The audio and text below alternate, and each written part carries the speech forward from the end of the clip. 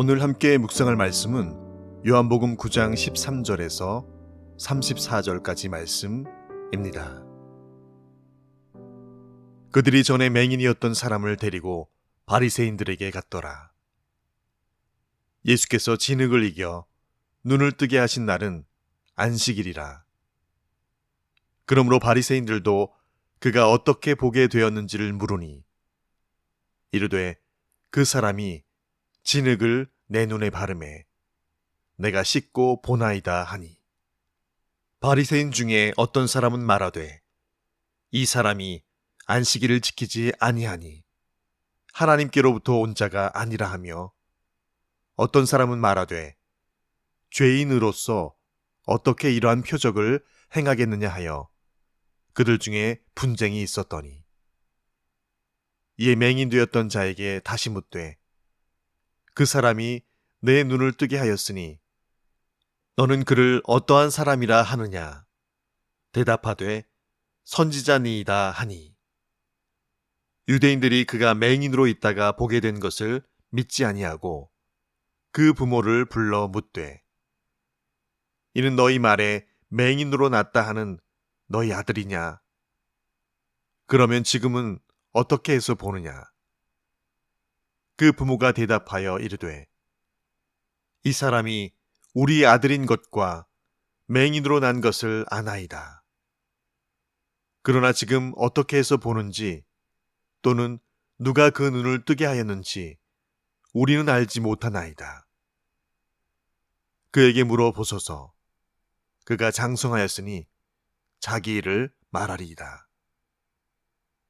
그 부모가 이렇게 말한 것은 이미 유대인들이 누구인지 예수를 그리스도로 시인하는 자는 출교하기로 결의하였으므로 그들을 무서워함이러라. 이러므로 그 부모가 말하기를 그가 장성하였으니 그에게 물어보소서 하였더라. 이에 그들이 맹인이었던 사람을 두 번째 불러 이르되 너는 하나님께 영광을 돌리라. 우리는 이 사람이 죄인인 줄 아노라. 대답하되 그가 죄인인지 내가 알지 못하나 한 가지 아는 것은 내가 맹인으로 있다가 지금 보는 그것이니이다. 그들이 이르되 그 사람이 내게 무엇을 하였느냐? 어떻게 내 눈을 뜨게 하였느냐? 대답하되 내가 이미 일렀어도 듣지 아니하고 어찌하여 다시 듣고자 하나이까? 당신들도 그의 제자가 되려 하나이까? 그들이 욕하여 이르되 너는 그의 제자이나 우리는 모세의 제자라. 하나님이 모세에게는 말씀하신 줄을 우리가 알거니와 이 사람은 어디서 왔는지 알지 못하노라. 그 사람이 대답하여 이르되 이상하다. 이 사람이 내 눈을 뜨게 하였으되 당신들은 그가 어디서 왔는지 알지 못하는도다. 하나님이 죄인의 말을 듣지 아니하시고 경건하여 그의 뜻대로 행하는 자의 말은 들으시는 줄을 우리가 아나이다. 창세 이후로 맹인으로 난 자의 눈을 뜨게 하였다 함을 듣지 못하였으니 이 사람이 하나님께로부터 오지 아니하였으면 아무 일도 할 수 없으리이다. 그들이 대답하여 이르되 내가 온전히 죄 가운데서 나서 우리를 가르치느냐 하고 이에 쫓아내어 보내니라. 아멘. 쓰면 뱉고 달면 삼킨다는 말이 있습니다. 우리의 감각적인 반응대로 행하는 바를 표현한 아주 직설적인 말이기도 합니다. 그냥 입으로 들어오는 것에 대한 맛에 대한 반응이지만 우리가 사람과 어떤 현상과 우리에게 주어진 상황들에 대해서도 이 원리는 마치 공식처럼 모든 이들에게 적용되어짐을 봅니다. 그래서 사람들은 피해가 올 것 같으면 두려워하고 외면하여 더 적극적으로 지나칠 때가 많게 되지요. 그것이 사람이 되건 어떤 사건이 되건 말입니다. 오늘 본문에도 자신에게 피해가 올 것이 싫거나 또는 두려워 반응하는 이들의 모습을 고스란히 담고 있음을 살피게 하는데요. 나면서부터 앞을 보지 못하였다가 예수님께 고침을 받아 오게 된 그 사람이 바리새인들 앞에 갔을 때에 바리새인들은 예수님이 안식일법을 어겼다는 이유로 예수님이 하나님께로부터 온 자가 아니라고 주장합니다. 바리새인들이 맹인이었던 자에게서 예수님을 누구라 생각하느냐고 물었을 때 그는 바로 선지자라고 대답합니다. 그것은 그들이 원하는 대답이 아니었죠. 바리새인들은 어떻게 해서든지 예수님을 정죄하려 했기 때문입니다. 그래서 바리새인들은 맹인이었던 자의 부모를 불러 재차 아들이 맹인이었다가 예수님께 고침받은 일이 사실인지 묻고 확인합니다. 그런데 부모들은 무척 소극적으로 대답하고 있음을 살피게 됐죠. 왜냐하면 바리새인들이 예수님을 메시아로 인정하는 자들을 유대교에서 출교시키기로 결의했기 때문입니다. 출교당한다는 것은 모든 생활 기반을 상실하는 매우 심각한 문제였기 때문이죠. 그 맹인의 부모는 그것이 두려웠습니다. 아들이 맹인으로 태어나서 평생 고통받다가 고침을 받아 눈을 뜨자 그 부모들은 세상 누구보다 기쁘고 감사했을 것입니다. 그러나 현실에 매여 예수님을 그리스도로 신하지 못했습니다. 그들에게는 현실을 초월하는 믿음과 확신이 없었던 것이죠. 오늘날 사람들이 교회를 다니면서도 실제로는 그 현실적 불이익이 두려워 사람들 앞에서 예수님을 신하지 못하는 경우들이 너무 많습니다.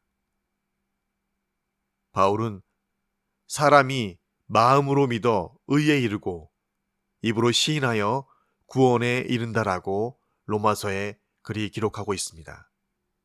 바리새인들은 맹인이었던 자를 다시 불러 하나님께 영광을 돌리라고 명하면서 예수님이 죄인임을 다시 강조합니다. 이에 고침을 받은 자는 자신은 예수님이 죄인인지 아닌지 모르겠고 단지 자신의 눈을 뜨게 하셨다라는 것만 안다라고 그렇게 그들 앞에 주장하고 반박하지요. 그는 하나님이 죄인의 말을 듣지 아니하시고 의인의 말을 듣는 것으로 안다고 말하여서 예수님이 의인이라고 그리 주장합니다. 그의 이러한 주장은 예수님을 죄인이라 주장하는 바리새인들의 모순을 지적한 것이기도 합니다. 더 나아가 그는 창세로부터 맹인의 눈을 뜨게 했다는 소리를 들어보지 못했다라고 말하면서 예수님이 즉 자신의 눈을 뜨게 하신 그분이 하나님께로부터 오신 분이 아니라면 이러한 일이 이루어질 수 없다라고 그리 그들 앞에 말합니다.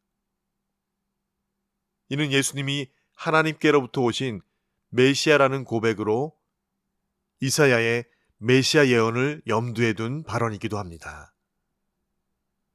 이 사람은 육신의 눈만 뜬 것이 아니라 그 주님을 만나 믿음의 눈을 뜨게 되어 예수님이 그리스도이심을 확신하게 된 것입니다.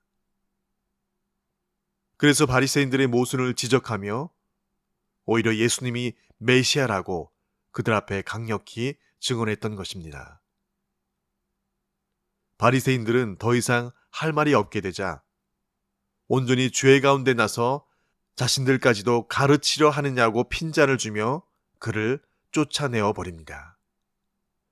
예수님께서는 육신의 생명만 멸할 수 있는 세상의 권세들을 두려워하지 말고 육신과 영혼을 함께 멸할 수 있는 하나님만을 두려워하라라고 그리 말씀하셨죠. 오늘 이 앞을 보지 못한 이 맹인의 용기는 두려워할 대상을 진정으로 잘 알고 그 앞에서 그 어떤 것도 두려워하지 않으며 예수님이 그리스도이시고 그분이 메시아이심을 증언하고 있었던 것이죠. 오늘 말씀을 묵상하면서 맹인이 고침받은 사건을 두고 여러 사람들의 입장들이 교차되는 것을 살피게 됩니다. 유대인들은 이 표적이 일어난 것을 믿지 못할 뿐 아니라 예수님의 행한 것이 몹시 못마땅합니다. 그래서 할 수만 있다면 일부러 부정하려 하고 없는 사건이라고 단정짓고 싶어 합니다.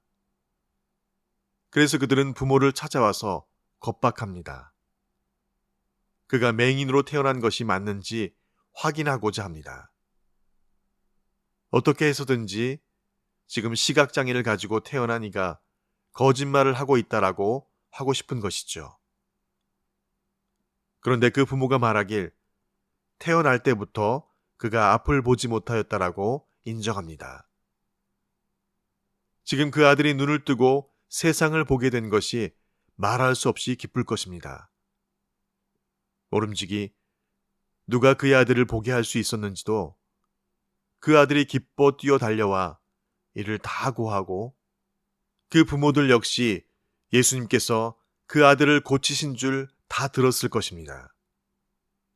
그 아들의 고백을 들으며 그 부모들도 예수님이 메시아로 오신 분이라는 사실을 분명히 들었을 것입니다. 그러나 유대인들이 겁박하는 그 앞에서 부모는 내 아들이 눈을 뜨게 된 것만 안다라고 거기서 말하기를 멈춥니다. 왜냐하면 예수님을 메시아로 인정하는 자는 유대교에서 출교를 당하기 때문입니다.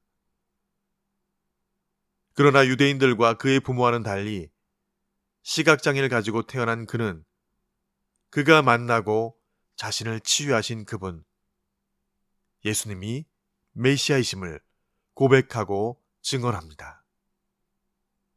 그리고 오히려 출교당할 것을 알면서도 유대인들을 향하여서 예수님을 향하여서 그분이 하나님으로부터 오지 아니하였다면 이런 일을 할 수 없었을 것이라고 분명히 증거합니다. 이 세상을 살아가는 대부분의 사람들이 무엇인가를 판단해야 하는 순간 가장 먼저 우선권을 두는 것이 있다면 그것이 바로 자신들에게 이익이 되느냐 손해가 되느냐를 기준 삼는 것입니다. 나에게, 내 자녀에게, 내 가족에게, 우리에게 그것이 이익이 되고 유익이 되느냐의 여부입니다. 만일 그렇지 않다면 좋은 의미로는 관심을 가지지 않지요. 조금 더 적극성을 더하면 거기까지만 말하고 관여합니다. 오늘 시각장애인의 부모들처럼 말이죠. 그리고 그것이 더 직접적인 적극성을 띠면 오늘 유대인들처럼 그 사실을 부정하고 자신들에게 해를 끼치는 그 원인과 근원까지도 원천적으로 차단하려고 이를 갈며 다니게 되는 모습을 보게 됩니다. 누구를 만나든 무슨 일을 당하든 우리의 생각과 판단과 분별의 그 자리에는 예수님을 모셔서 듣는 그런 저희가 되어지길 간절히 소원합니다. 내가 나의 예수님을 주인으로 모시고 있다면 그 모든 일의 판단과 주도권을 주님께 맡겨드리는 것, 그것이 제일 잘하는 일이고 제일 안전한 일이며 주님 기뻐하시는 일입니다. 모든 판단과 분별의 순간에 우리는 묻습니다. 예수님이시라면 어떻게 하실까? 주신 말씀 기억하며 함께 기도하시겠습니다. 그러므로 남을 판단하는 사람아, 물론 누구든지 내가 핑계치 못할 것은 남을 판단하는 것으로 내가 너를 정죄함이니 판단하는 내가 같은 일을 행함이니라. 비판치 말라. 그리하면 너희가 비판을 받지 않을 것이요. 정죄하지 말라. 그리하면 너희가 정죄를 받지 않을 것이요. 용서하라. 그리하면 너희가 용서를 받을 것이요. 아멘. 아버지 하나님, 세상에 이루어지는 모든 경영과 운영은 무엇을 하든지 최대의 이익을 위해서 달리고 그 결과 최고의 성과를 이루는 것이 성공이라고 말합니다. 그러나 예수님은 이 땅에 살아가시는 동안 그 경영과 운영으로 제자들을 가르치고 사람들 곁에 함께 계시지 않으셨습니다. 더 큰 성공과 더 큰 위험을 성취할 수 있는 예수님의 권세와 능력. 그러나 예수님께서는 우리에게 다른 길을 걸으시라고 말씀하십니다. 주님, 세상이 즐겨하고 선호하여 가르친 방법으로 찢기고 상처나고 부러진 그곳에 주님, 그곳에 신이 진흙을 이겨 발라주셔서 내가 보지 못한 육신의 눈이 아니라 영의 눈을 뜨게 하여 주셔서 지난날 영적으로 앞을 보지 못한 그 어둠에서 속히 나오게 우리를 도와주시옵소서. 오늘 그가 외친 것처럼 그가 몸담고 있는 전부이고 다인 것 같은 유대교 사회에서 출교를 당하고 내어침과 쫓겨남을 당한다 할지라도 하늘아버지께서 주신 기준과 분별함으로 그렇게 세상과 정반대의 길을 갈지언정 주의 길 따르는 저희 모두가 다 되게 하여 주시옵소서. 옳은 길 따르며 의의 길 따르도록 우리보다 앞서 그 십자가 길 가신 우리 구주 예수님의 이름으로 기도합니다. 아멘.